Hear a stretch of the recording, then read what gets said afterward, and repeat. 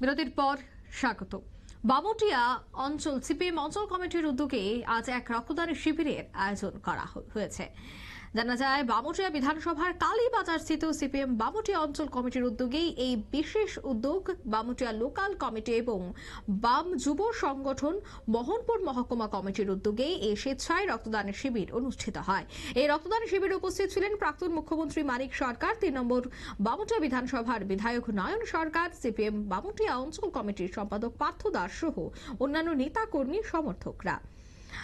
এই রক্তদান কর্মসূচি নিয়ে সংবাদ মাধ্যমের মুখোমুখি হয়ে প্রতিক্রিয়া দিতে গিয়ে প্রাক্তন মুখ্যমন্ত্রী বলেন যে মানুষকে রক্তদানের পাশাপাশি চক্ষুদান, দেহদানের মতো কাজে উদ্বুদ্ধ করতে হবে। তিনি রাজ্যের বর্তমান সরকারের শাসন ব্যবস্থা, ভেঙে পড়া স্বাস্থ্য শিক্ষা ব্যবস্থা এবং বিদ্যাজ্যোতি প্রকল্পের ব্যর্থতা নিয়েও কিন্তু রাজ্য সরকারের সমালোচনায় মুখর হয়েছেন। ঠিক তিনি কি বলছেন শোনাচ্ছি। লক্ষ্য করছে স্কুলগুলি হওয়ার পর গত বছর দুয়েক যে পরীক্ষা হয়েছে মাধ্যমিক একাদশ মান দ্বাদশ মানে ফল খুব খারাপ হচ্ছে এবং লাস্ট ইয়ারে তো খুবই খারাপ হচ্ছে এবং সে উদ্বিগ্ন। সে অনেকের কাছে গেছে, কারোর কাছ থেকে কোনো সহযোগিতা পরামর্শ পায়নি। তারপর সে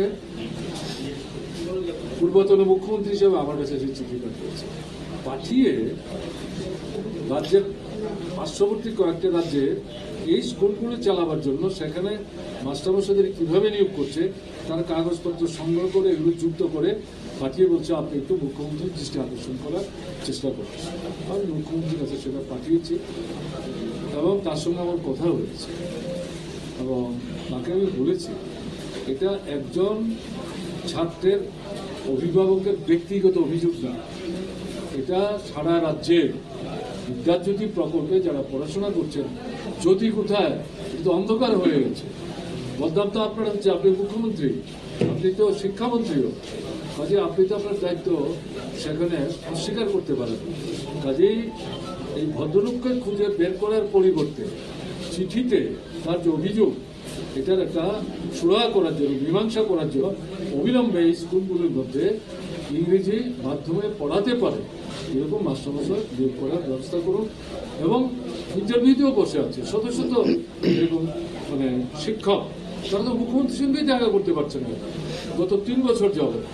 সর্বশেষ দেখলাম পত্রিকায় উঠেছে দেখা করতে গেছে, মুখ্যমন্ত্রীর বাড়ির সামনে ঢুকতেই দেয়নি, ঘাট ধাক্কা দিয়ে সরিয়ে দেওয়ার চেষ্টা করেছে। তারপর যখন তারা প্রতিবাদ করছে তাদেরকে গ্রেপ্তার করে থানায় নিয়ে গেছে।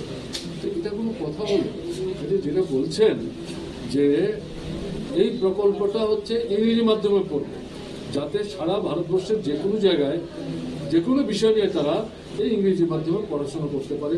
এটা তো শুনে ভালোই লেগেছিল, কিন্তু এখন কি হচ্ছে?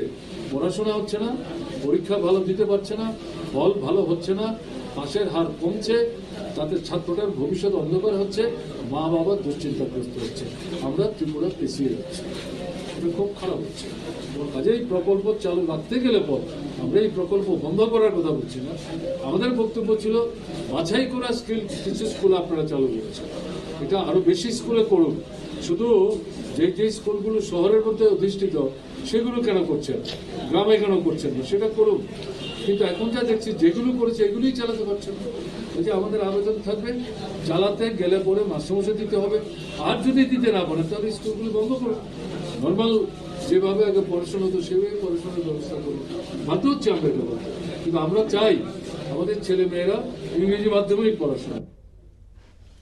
আপনারা শুনলেন প্রাক্তন মুখ্যমন্ত্রী মানিক সরকারের বক্তব্য। তিনি রক্তদান শিবিরে অংশগ্রহণ করেন এবং রক্তদানের গুরুত্ব তাৎপর্য তুলে ধরেন। অন্যদিকে বর্তমান রাজ্য সরকারের বিভিন্ন প্রকল্প নিয়েও কিন্তু তিনি সমালোচনা করেন। নিয়ে নিয়েছি ছোট্ট একটি বিজ্ঞাপন বিরতি, সঙ্গে থাকুন।